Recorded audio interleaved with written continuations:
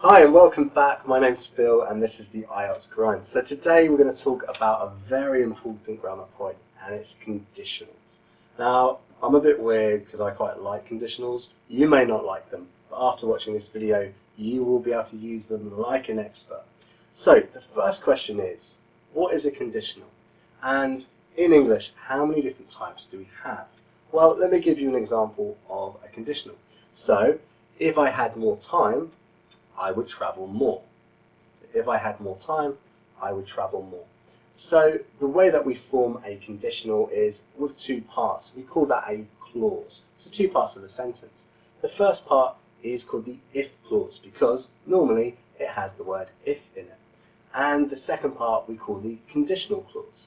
So what needs to happen is the action in the if clause needs to happen first, not happen, and that allows the action in the conditional clause to happen or not happen, as it were. And the other thing you can do is with the if clause and the conditional clause, you can swap them over. So I said if I had more time, I would travel more. I can also say I would travel more if I had more time. And the meaning is exactly the same. So the other question I asked was, how many different types of conditionals are there in English? So how many do you think? If you said 4, then you're absolutely right. So there are 4 different structures of conditionals in the English language. And we also can split them down to 2 groups.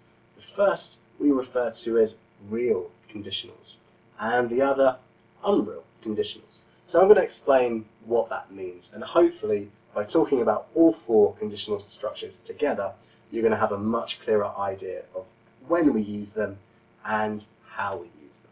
So let's talk about the first 2. So these are the real conditionals and they're known as zero conditional and first conditional. So the reason why we call them real conditionals is that we use them to talk about things that are actually possible either in the present or in the near future. And to give you an example of this, we can say for a zero conditional, if I come home late, my wife gets angry. Now that is zero conditional. So what we mean here is that the action happens and the result, the condition, is possible at any time. So at any time, night or day, this is possible. So the action has to happen before the time of speaking and it's possible all the time. That's zero conditional. So you're going to see this a lot in, let's say, a science book. Therefore, natural processes and things that are generally true if something happens first. So if you heat water, it boils. If you lie in the sun, you burn, for example. So these things are possible if the action happens, and they're possible at any time. It's very real. That's why it's a real conditional. The next thing is called a first conditional, and this has a future element to it. So, for example, if I give an excuse, she'll get even angrier. If I give an excuse, she'll get even angrier. So here we use the future form in the conditional part of the sentence. So here, what we're talking about is an action that happens, and the result, the condition, will happen in the future. So the action happens, and the next thing is possible in the future. So how do we form those exactly? Let's go back to the zero conditional. So in our 2 parts of the sentence, we have the if clause and the conditional. So for zero conditional, we need if plus present tense. That could be present simple or present continuous. In the conditional clause, we have present tense again. With first conditional, in the if clause, we have if plus present tense, again, present simple or present continuous. And in the conditional clause, we have the future form. So that could be will, that could be to be going to. So those are the real conditionals, and we use them in a real way in everyday language to talk about real actions and real possibilities. So let's turn over to the unreal conditionals. So the thing about the unreal conditionals is at the moment of speaking, we either believe it's not possible or we know that it can never be possible. So that's a little bit of a distinction there. Let me give you an example of what I mean. So the first one we're talking about is called second conditional. So my example is, if I called her, I wouldn't be in so much trouble. If I called her, I wouldn't be in so much trouble.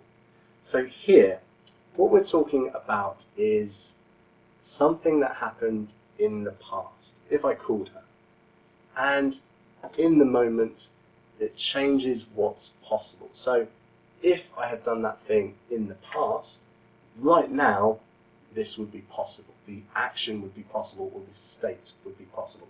In this case, I wouldn't be in so much trouble. So we often use this to talk about, let's say, plans that we know that we would do right now. A classic example is, if I won the lotto, I would buy a car.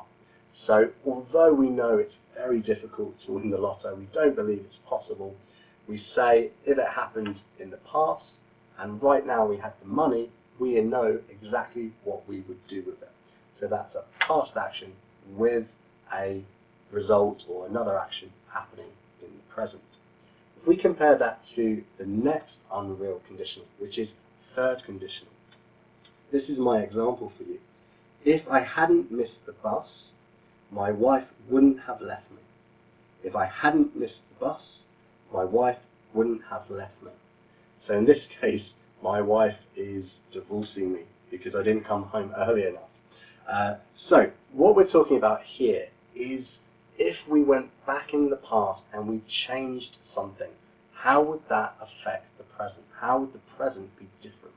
So we use this a lot for speculation, imagining how we could change the past to affect the present. So there's no idea of what happens next. It's really the past being changed and right now being different. A bit like one of those sci-fi movies, like when you go back in the past and meet your grandpa or something like that. So here we're talking about the unreal situations. So how do we form those? Well, with the second conditional, what we have is if plus the past tense, and then in the conditional tense we have would, or another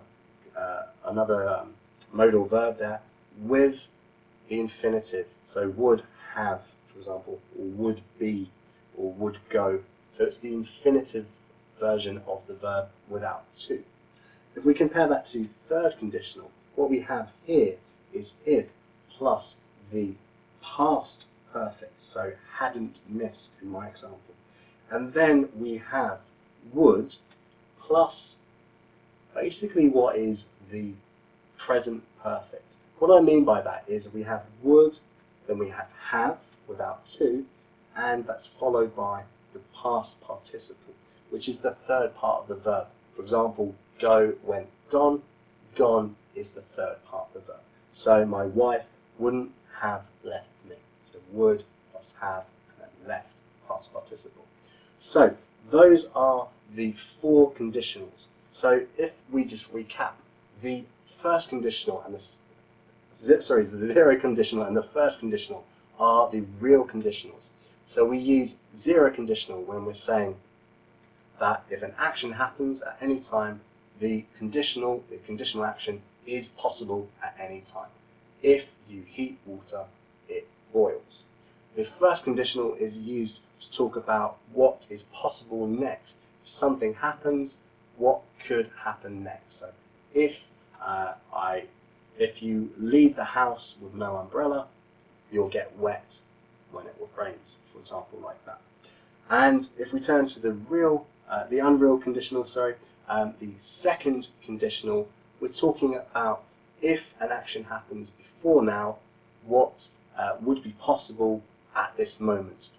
What's our plan? What could we do? If I won the lotto, I would buy a car. That's exactly what I plan to do. And we're using the third conditional to speculate about the past. How could we change the past and have a different present? Yeah?